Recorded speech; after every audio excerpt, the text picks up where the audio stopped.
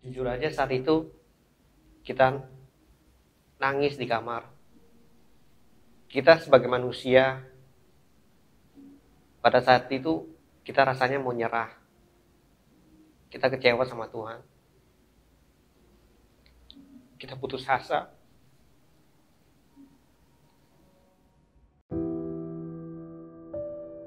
Iman adalah dasar dari segala sesuatu yang kita harapkan dan bukti dari segala sesuatu yang tidak kita lihat.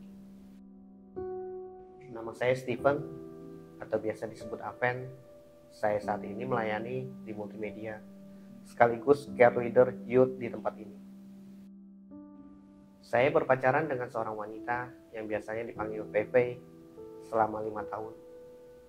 Kami kenal dari gereja pelayanan. Setelah yakin, akhirnya kami memutuskan untuk menikah di tahun 2016. Dan kami berkomitmen untuk menjadikan pernikahan kami menjadi berkat untuk orang lain. Di awal pernikahan kami memutuskan untuk menunda untuk memiliki anak. Saat itu saya berpikir kalau punya anak itu harus siap dalam keuangan apapun itu. Jadi selama 2 tahun kami memutuskan untuk menunda kehamilan. Setelah 2 tahun berlalu, istri saya bilang, bagaimana kalau kita punya anak? Dan dia juga pengen punya anak. Jadi akhirnya kami memutuskan untuk ya udah yuk kita jalanin, kita coba. Pada saat itu juga kita bersyukur karena hasil tes langsung positif. Saat itu kita senang banget. Tapi sayangnya kesenangan itu cuma berlangsung selama 2 minggu.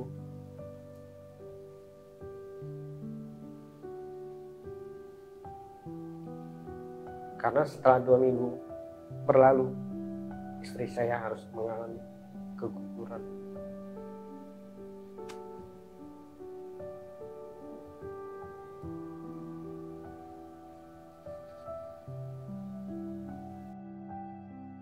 Di situ kita belajar harus seperti apa ke depannya.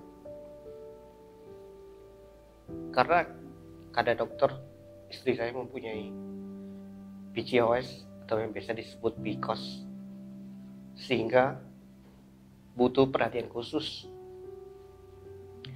Setelah akhirnya kita mencoba untuk yang kedua kalinya,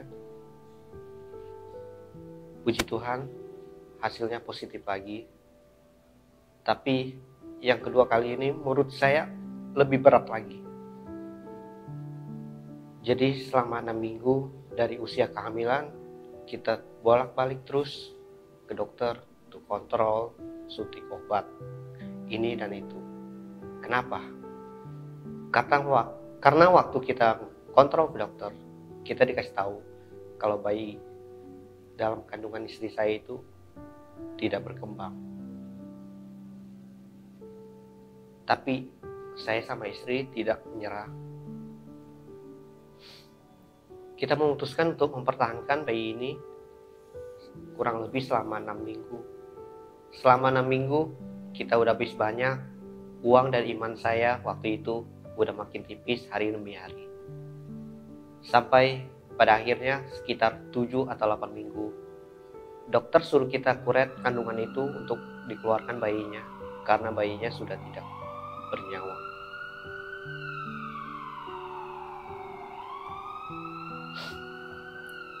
Jujur aja saat itu kita nangis di kamar.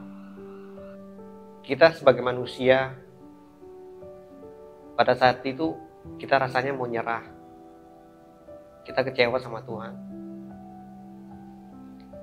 Kita putus asa.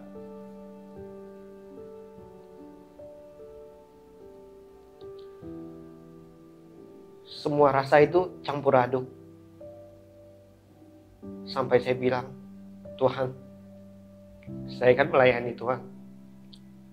Kenapa begini amat? Emang Tuhan gak sanggup tolong kita punya anak?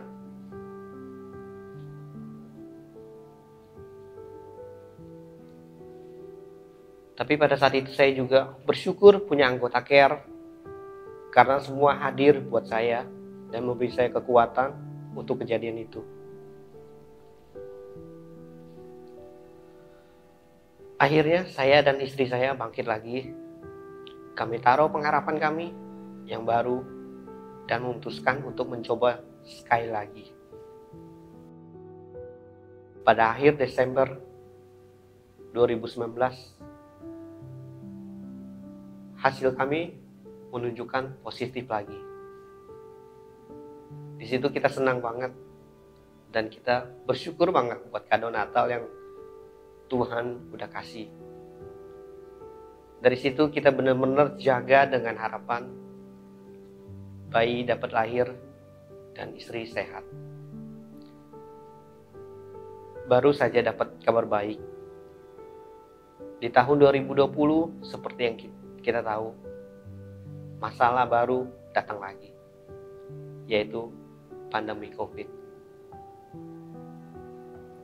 Di situ pekerjaan saya jatuh, malah keuangan saya sudah habis-habisan di pencobaan kedua. Sekarang kerjaan berantakan karena COVID. Setelah bertahan dan berjuang selama berbulan-bulan, masa kehamilan, kami sudah melakukan yang terbaik. Sampai pada akhirnya, saya nggak tahu harus bahagia atau sedih. Karena pada proses melahirkan, anak saya lahir dengan sehat.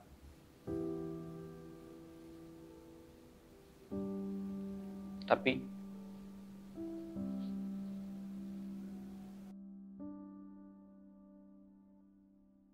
istri saya harus dipanggil Tuhan.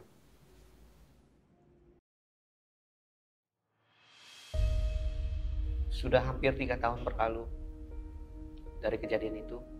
Saya percaya mungkin kalau nggak ada Tuhan dalam hidup saya, saat ini saya udah nggak ada. Menurut saya ujian itu sangat berat buat saya. Keputusan untuk bunuh diri pun sering terlintas dalam pikiran saya. Saya percaya karena ada Tuhan dalam hidup saya diberi kekuatan untuk menghadapi masalah ini. Saya juga sering dengar khotbah tentang iman. Saya ingat kalau saya pernah dengar khotbah kalau Tuhan selalu punya maksud atas setiap kejadian dalam hidup kita. Saya percaya mungkin melalui kisah hidup saya ini, saya bisa menjadi kesaksian dan kekuatan yang bisa saya bagiin buat orang lain. Puji Tuhan, perlahan saya mulai bisa menerima kepergian istri saya dan mulai berani untuk menyaksikan iman saya kepada orang lain. Melalui kesaksian ini, saya berharap apapun masalah teman-teman, percayalah bahwa di dalam Tuhan ada kekuatan dan harapan yang baru.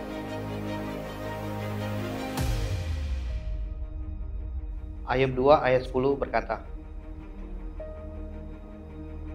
apakah kita mau menerima yang baik dari Allah, tetapi tidak mau menerima yang buruk?